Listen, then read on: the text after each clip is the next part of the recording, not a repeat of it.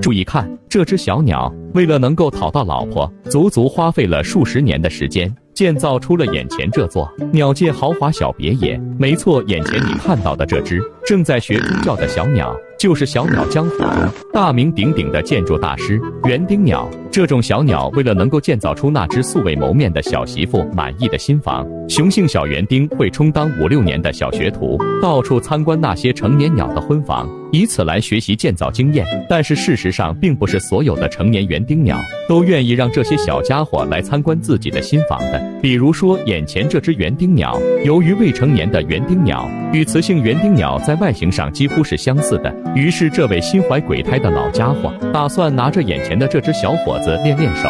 一顿操作之后，这只老变态成功的给咱的这只未成年小伙子给吓跑了。老家伙气急了，当小学徒再一次来参观自己的新房之时，这只老变态一怒之下跑到小学徒的老家，把人家刚打的地基给端了。小学徒回家傻眼了，小家伙只能从头再来了。数年过去，在被老变态端家的第7个年头，这位小兄弟终于建造出了自己的顶级小别野。如今的他正在进行装修工作，红色的花朵新娘指定喜欢，拿走放在家门口。树上刚长出的果实放在苔藓铺的地板上，这就叫设计。这红色不知道是什么东西的玩意，也不错，通通都拿走，走位看看怎么样？哎呦，小园丁表示着实不错。一只正在爬行的泛着金属色的小甲虫吸引到了小园丁的注意。我去，这东西看着不便宜，拿回家养着。不一会，虫光闪闪的，已经成堆了。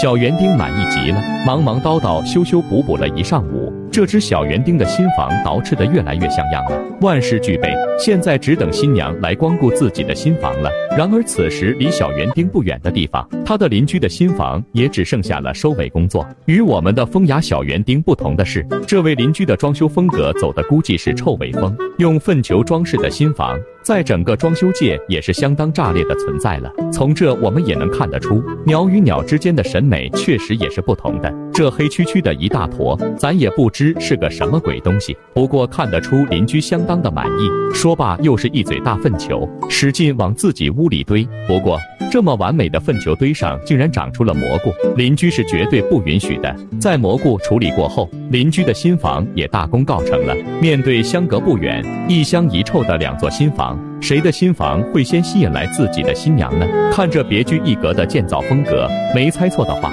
我们的邻居粪球屋先吸引来了异性。然而当新娘走上前，仔细一闻，我晕个豆，汤臭。说罢就走。邻居表示肯定是蘑菇的问题。闻着香味，新娘来到了小园丁的家门口。见此情况，小园丁可不能错过任何的机会。看到小园丁展示的鲜花，新娘成功的被这座漂亮的小房子所吸引了。在小园丁的不懈努力之下，成功的娶到了属于自己的小新娘。然而此时在另一边的邻居仍然认为这是蘑菇的问题。